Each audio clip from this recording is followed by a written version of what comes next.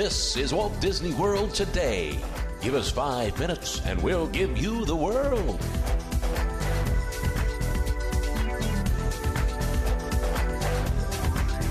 It's Friday, January 13th, 2006, and this is episode number 49 of Walt Disney World Today. I'm Matt Hochberg from MGMstudios.org. We've got Len Testa on the show today. He's, of course, the co-author of the unofficial guide to Walt Disney World. Welcome, Len. Hey, how's it going, Matt? Outstanding. And we've also got Mike Newell, the man behind Mouse World Radio. Welcome to the show, Mike. Hi, Matt. How you doing? Outstanding still. Outstanding. And we've got back just from his emergency surgery live at Walt Disney World. We've got Mike Scopa. Welcome back, Mike. Kangaloosh. Not bad. I'm sure many of our listeners were just agonizing over not having any proper show intros. Yeah, although Steve Seifert did do a pretty good job on that one. Yeah, Steve filled in pretty well.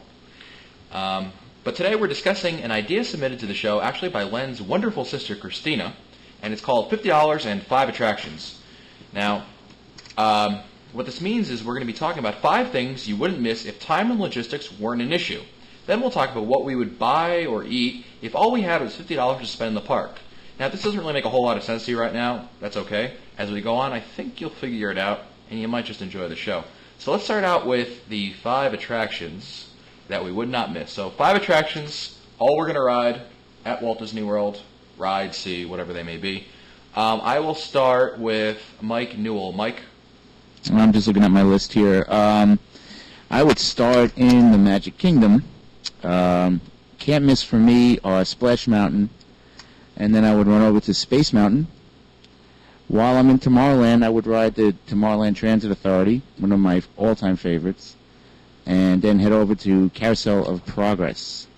And I'm sorry, Matt, but to round up, I'm going to head over to Epcot and hit Spaceship Earth on my way out.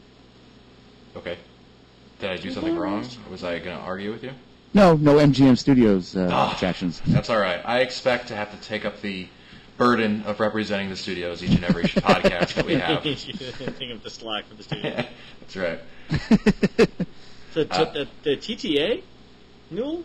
I love the TTA. I mean, no one's ridden it more than me. I love the TTA. My girlfriend loves the TTA. I never understand it. It's I don't know what it is.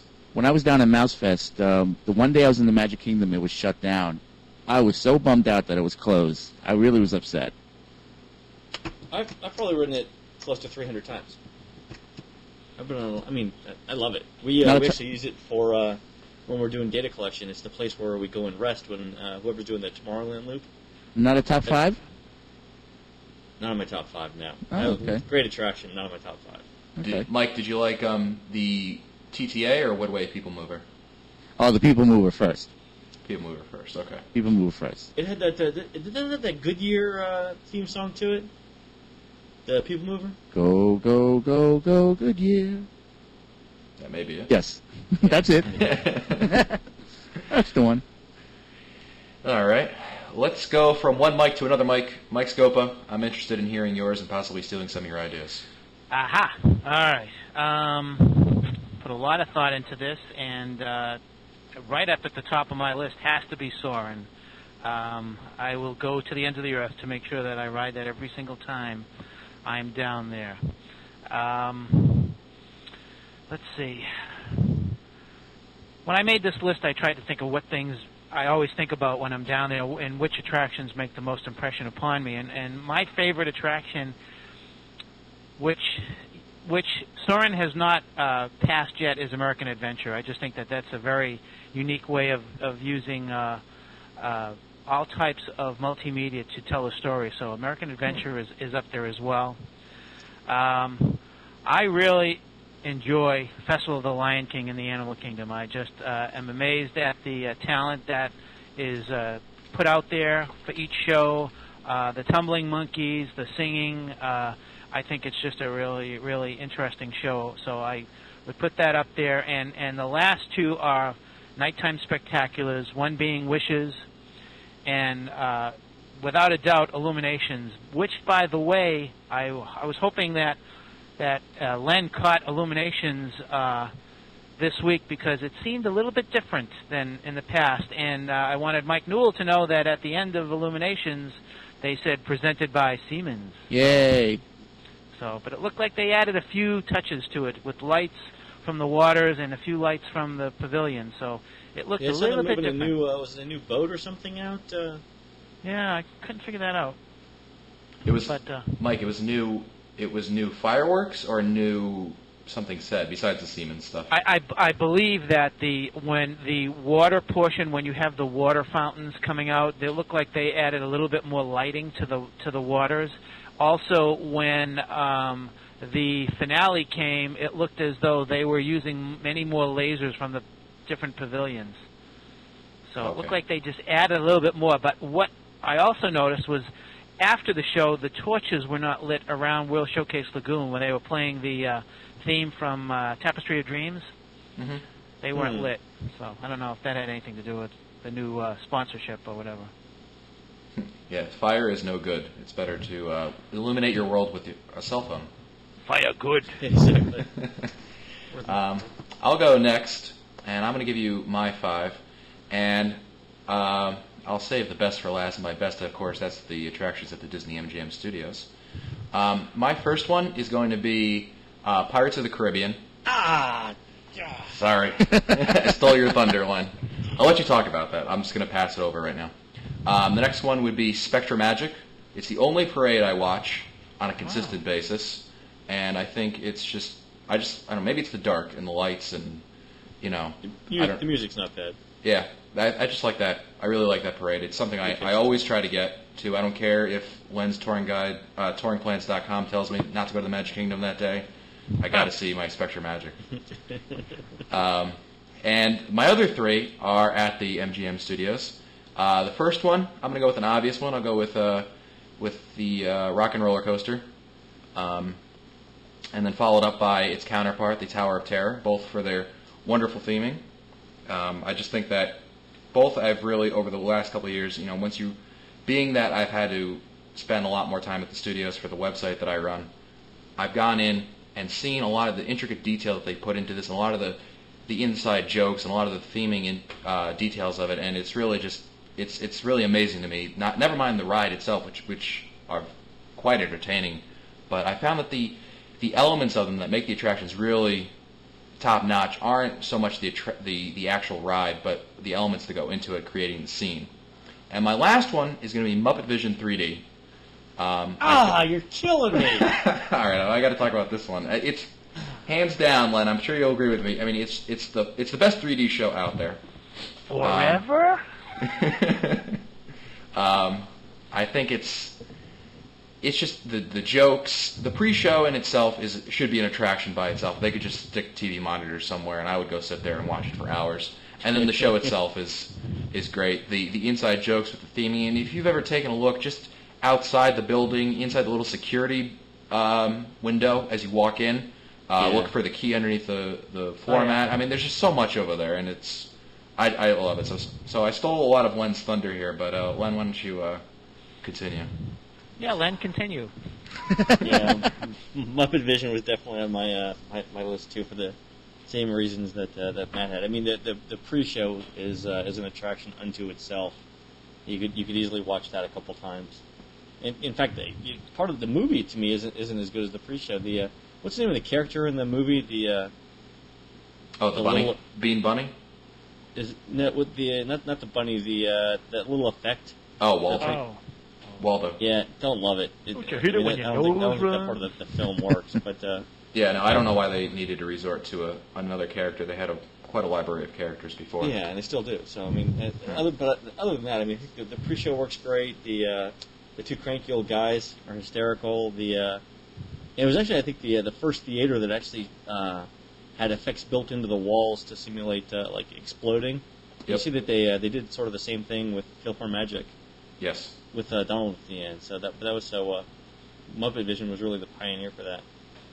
Let's see, what other attractions did you steal off my list? Pirates. I read a really interesting article one time about how Pirates of the Caribbean at Disneyland is really the original theme park attraction. That every other theme park attraction in the world was based on this.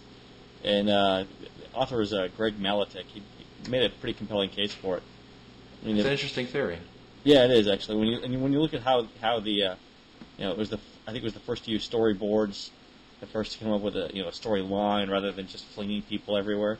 When you look at the idea of having a complex world and an immersive set with a storyline and an elaborate ride and stuff like that, it was pretty interesting. And it's to me, I went on Pirates a couple times this last weekend, and it was great every time. There's I know all the words and the songs and everything now, and I still am impressed at how they managed to pull off all those effects and keep it fresh. Sure.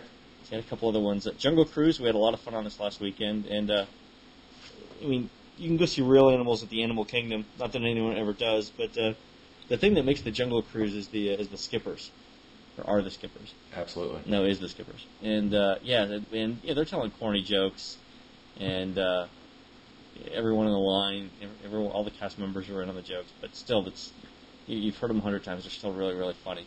The whole backside of water thing, they still get a kick out of.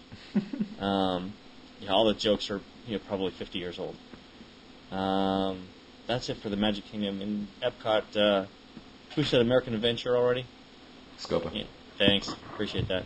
That was the thing I like about the American Adventure is, it's scope. It's a big attraction and a big. just everything that is typical about America. It's big, it's grandiose. It's overblown, and yet they pull it off really, really well. The animatronics are great. I think it's a little bit preachy, but not too much. They gloss over a lot of stuff, but it's appropriate for a theme park. I'm okay with that. I like the music. I like the ideas. I think it's and there's never a wait for it, so I like it. And plus, you really can't go wrong with any attraction housed in a building that has a rotunda. I like rotunda. That's good. And finally, my last one is Flights of Wonder at the Animal Kingdom. If you guys haven't seen it recently, it's a really entertaining show, and it's surprising. The thing that I like about it is it really highlights what the purpose of the Animal Kingdom is, or what makes the Animal Kingdom different from the other theme parks, and that is live interaction with living things, and the birds are really well trained. They do some amazing stunts. It's fast paced, very surprising. I went and saw it in December. I hadn't seen it in a while. It was still very, very good. So those are my 5. All right, Len. Well, we're going to move on to the $50 to spend in the parks. Now, of course, we have $50 to spend over the course of one trip. Now, this may be items like as in merchandise, or it could be food. We don't know. It's just some things that we cannot pass up. Let's put it that way. Obviously, over the course of a trip, yes, we would eat to keep ourselves alive and all that. But these are things that we just cannot pass up. And Len, we don't want to steal any more of your thunder, so please go first. All right. That's very kind of you. My $50 would first go to find a cup of coffee that's halfway decent. My one big gripe about breakfast in virtually every Walt Disney World resort is any of the coffee you get at the counter service places is terrible. You really have to go to a sit-down restaurant where they're brewing their own to get something good. So I'd actually spend the $2.50 on a good cup of coffee there. I'd also grab lunch at the Noodle Station, which is about $10. Oh, you took my idea. Yeah, there you go, sucker. My $50 includes things like a cookie from the Boardwalk Inn. The Seashore Sweets has cookies now. Did I tell you guys this? I've always raved about the cookies here, right? They actually don't bake their own anymore. They actually have a company that they buy from, and you can buy them online. So I did actually. I had one this weekend. It was very good. It's a company called Selma's. It's at www.selmas.com. It's the best $2.50 cookie you will ever eat. Includes beer in Norway. Why? Because I don't have a Norwegian restaurant in Greensboro, and I always like having Cold fish. Exactly, cold fish. Exactly, cold port. Fish and chips in the UK. Oh! Yeah, there you go, sucker. And I would say 51 cents for a pressed penny somewhere in one of the parks. That's my $50. I think I came in under, so I'd probably buy a hat. You know, the best hat I ever got from Walt Disney World was on sale. Was on sale at the Chapeau place on Main Street. It was Wait a minute, the there are best $10 sales hat. at Walt Disney World? I know, really. It was a sort of an ugly olive green and orange hat, but man, it worked out really, really well. $10. Anyway, that's my money. I'll go next. Since Len already stole my fish and chips idea, I would also have a kefta kebab wrap from Studio Catering Company. I love Why? it. I love it over there. Oh, their food. I love it. I don't know. It's that's my thing. I think it's. I know they're small portions, but it's different. First of all, because it's not like the burger type that food you get anywhere else, and it's just something that I just think it tastes really good. I don't know how to explain it more than that. I will also say that I'd get a cup of Dos Equis beer from Mexico from the tap. Has to be from the tap. Yes, absolutely. They don't. It's hard to find A, Dos Equis beer in most restaurants, and then B, from the tap. So if you've got it, it's something I always get. I used to get the margaritas at Mexico, but once I discovered the Dos Equis beer, I have to go for the beer instead.